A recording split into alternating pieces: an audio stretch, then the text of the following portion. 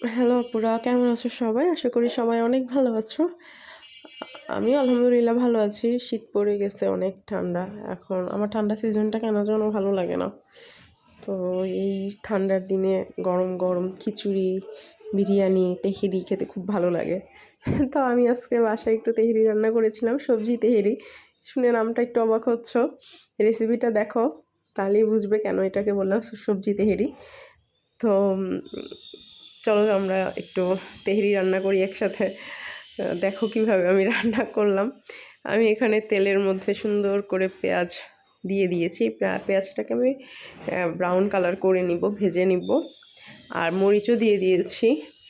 তেহেরি ব্যাপারটা একটু ঝাল ঝাল না হলে কিন্তু আসলে ভালো লাগে না। এখন আমি এখানে গরুর মাংস দিয়ে দিলাম। তোমরা মনে হয় সবসময় এই ব্যাপারটা, আমার সবগুলো ভিডিওতে এই কাজটাই করি। হয়তো ভাবো যে আমার সময়ই নেই, কখনোই সময় থাকে না। ব্যাপারটা আসলে এরকম না। কেন যেন এভাবে রান্না করতে ভালোই লাগে। আহ, জানি না, এটা আমার ব্যক্তিগত চয়েস হয়ে গেছে। তো আমি এখানে গরুর মাংস দিয়ে দিলাম। তারপরে এটা গরুর মাংসটাকে আমি তেলের উপর একটু ভাজা ভাজা করে নিচ্ছি। তারপর আমি আদা বাটা রসুন বাটা দিয়ে দিলাম। আমি আদা এবং রসুন একসাথে বেটে রাখিয়া তারপর আমি একটু টমেটো কুচি দিয়ে দিলাম। তো তারপর আমি আবার একটু কাঁচা পেঁয়াজ দিয়ে দিচ্ছি। ওই পেঁয়াজটা যেহেতু আমি ব্রাউন কালার করে ফেলেছি, ভেজে ফেলেছি। তো আর এমনিতেও ওইখানে ওই সময় আমি একটু সামান্য পরিমাণে পেঁয়াজ দিয়েছিলাম। তো দ্যাটস ওয়াই আমি এখানে আরও কিছু কাঁচা পেঁয়াজ অ্যাড করে দিলাম। এটার একটা আলাদা ঘ্রাণ আসে, ভাজা পেঁয়াজ এবং কাঁচা পেঁয়াজের কম্বিনেশন একটা সুন্দর ঘ্রাণ আসে।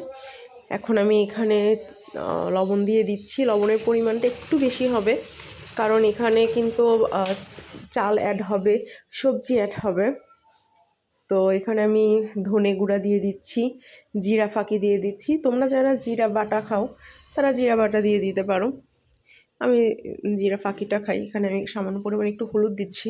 যদিও আমি তেহেরি রান্না করলে একটু সাদা সাদা থাকে, হলুদটা এখানে অ্যাড হয় না। তো আজকে আমি আসলে আমার মতো করেই রান্না করতেছি। মনে হলো একটু হলুদ দিয়ে দিলাম। এখানে শুকনো মরিচের গুঁড়া দিলাম। বাচ্চারা খাবে, তারপরও আমার কেন যেন মনে হলো যে আজকে বাচ্চাদেরকেও একটু ঝালই খাওয়াই। একটু ঝাল খেলে কিছু হয় না। আসলে আমার ঝাল খেতে ভালো লাগে। এখানে আমি গরম মশলা ফাঁকি দিয়ে দিলাম। আমি এখানে সামান্য পরিমাণে গোলমরিচও অ্যাড করেছি। আমার ইদানিং তো প্রচুর ঝাল খেতে ইচ্ছে করে। বাচ্চাদেরটার জন্য আমি আলাদাভাবে রান্না করি, আমারটা আলাদা করে রান্না করি। কিন্তু তেহেরি ব্যাপারটা তো আর আলাদা করে রান্না করার আসলে পসিবল না। তো আজকে সবাই একসাথে ঝাল খাবো। এখন এই পর্যায়ে আমি একটু ঢেকে দিয়ে মাংসটাকে এভাবেই সিদ্ধ হবে। আমি এখানে আলাদা তো পানি আর অ্যাড করব না। আসলে বাসায় যা ছিল সেগুলো দিয়েই রান্না করেছি। খুব একেবারে মেহমান আসলে যেভাবে আমরা খুব যত্ন সহকারে প্রফেশনালভাবে রান্না করার চেষ্টা করি, ওরকম কিছু না। বাসায় যা ছিল সব কিছু মিলে মানে বলতে পারো যে পোলার চাল দিয়ে একটু মনে হলো রান্না করে ফেলি, এরকম ব্যাপার। তো এখানে আমি একটু রাঁধুনি তেহেরি যে মশলাটা, সেই মশলাটা দিয়ে দিয়েছি। কালারটা দেখতে পারতেছো, এবং খুব সুন্দর ঘ্রাণ আসতেছে, মানে খুবই সুন্দর ঘ্রাণ আসতেছে। আমি কিন্তু এখানে গরুর মাংস সিদ্ধ হওয়ার জন্য আলাদা খুব একটা পানি অ্যাড করি নাই। আমি এটা তো তোমরা আমার ভিডিও যদি দেখে থাকো আগেও আমি এটাই করি। আচ্ছা, এখন আমি এখানে কিছু সবজি দিয়ে দিব।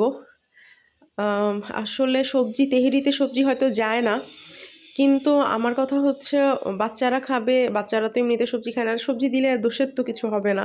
আমার কাছেও ভালো লাগে, বাচ্চারাও খায় সবজিটা। তারা যদি এভাবে খায় অসুবিধা কি? বাচ্চারা তো সবজি এমনিতেও পছন্দ করে না। তো আমার বাসায় আমি এখানে সিম দিয়েছি, আলু, গাজর, তারপরে পেঁয়াজের কলি, সব কিছু কুচি কুচি করে। আমার এখানে যে আমার বাসায় ফুলকপি থাকলে আমি সেটাও দিয়ে দিতাম, বাঁধাকপি থাকলে সেটাও দিয়ে দিতাম। আমি যখন আমার মনে হয় যে তেহরিটাকে আমি বাসার জন্য সবজি দিয়ে রান্না করব, বা বাচ্চারা যেন সবজিটা খেতে পারে সেভাবে রান্না করব, আমি তখন এভাবে রান্না করি। আমি এখানে ধনেপাতা কুচিও দিয়ে দিচ্ছি। তখন আমি এভাবে রান্না করি, কারণ রান্না ব্যাপারটা মানে স্বাদ হলেই ভালো, বাচ্চারা খেলো, এটা তো মানে এরকম না যে না এটা এইভাবে রান্না করাই যাবে না। আবার যখন হয়তো মেহমানের বাসায় আসে, আমি যদি অনেক মানুষ বাসায় হয়তো গেস্ট আসলো, তাদের জন্য তেহরি রান্না করব, তখন আমি অবশ্যই এটা করব না। এটা আমরা বাসায় যারা আছি তারা খাবো, তো বাসার মানুষরা এটা খেতেই পারে। বা আমি এর আগে যখন রান্না করেছি তারা খেয়ে বলেছে না ঠিক আছে ভালো লাগবে, সবজিতে খারাপ লাগতেছে না, তো অসুবিধা কোথায়। এখন আমি এখানে পোলার চাল দিয়ে দিচ্ছি। পোলার চাল দিয়ে সুন্দর করে, আমার এখানে পোলার চালের পরিমাণ, মাংসের পরিমাণ এবং সবজির পরিমাণটা মোটামুটি সেমই। পোলার চাল এবং সবজি মাংস আমি খুব একটা মানে পোলার চালটা বেশি দেই না, সামান্যই সেমই দিয়েছি। তো দেখতেই পাচ্তেছে এখন আমি একটু নেড়ে চেড়ে নিয়েছি, কালারটা ভালো আসতেছে, সবজির পরিমাণটা মনে হচ্ছে একটু বেশিই হয়েছে, তাতেও আমার মানে আমাদের খেতে অসুবিধা হয়নি, খুব টেস্ট লেগেছে। এখন আমি এখানে গরম পানি দিয়ে দিচ্ছি, ঢেকে দিলাম।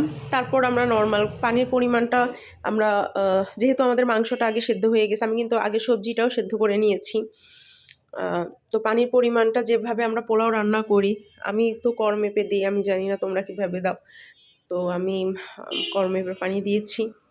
আমি পোলাও রান্না করতে গেলে 1 কর পানি দিই, তো সেরকমই দিয়েছি, বেশি পানি দিইনি, কারণ আমার আগে সব কিছু সেদ্ধ করা, এখন শুধু পোলার চালটা সেদ্ধ করব। এর মধ্যে আমি দেখেছো ঘিও দিয়ে দিয়েছি। যখন 80% পোলার চাল হয়ে যাবে, তখন আমি হয়ে গেছে অলরেডি, তো তখন আমি নিচে একটা তাওয়া দিয়ে মানে জিনিসটাকে ভাপে বসায় দিব।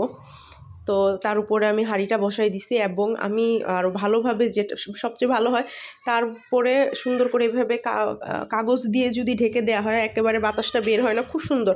80% থেকে চুলার আঁচটা কমায় রাখলে খুব সুন্দর সিদ্ধ হয়ে যায়।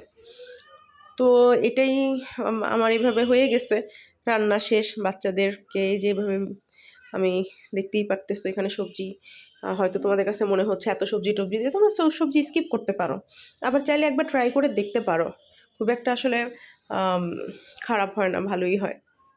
আমি তো বেশ কয়েকবার, আমি মাঝে মাঝেই তো যখন বাসার জন্য রান্না করি, সবসময় তো অতটা মানে তেল বা ঘি অত কিছু, আসলে অত তৈলাক্ত খাবার আমি পছন্দ করি না। এর জন্য আমার মনে হয় যে একটু, যেহেতু বাসার জন্য রান্না করতেছি, একটু সবজি দিচ্ছি, তৈলাক্ত ভাবটা একটু কমে গেল, এবং খেতেও খুব মজা হয়েছে। বিশ্বাস করো, বাচ্চারাও খুব মানে স্বাদ করে খেয়েছে, বাসায় যারা অন্যান্য সদস্যরা আছেন তারাও খুব মজা করে খেয়েছে এবং বলেছে যে না সবজিতে এতে খুব একটা খারাপ লাগতেছে না, ভালো হয়েছে। তো তোমরা এটা ট্রাই করো, খুব সুন্দর গ্রান আসতেছে, খুব স্বাদ লেগেছে, আমার কাছে তো খুব ভালো লেগেছে।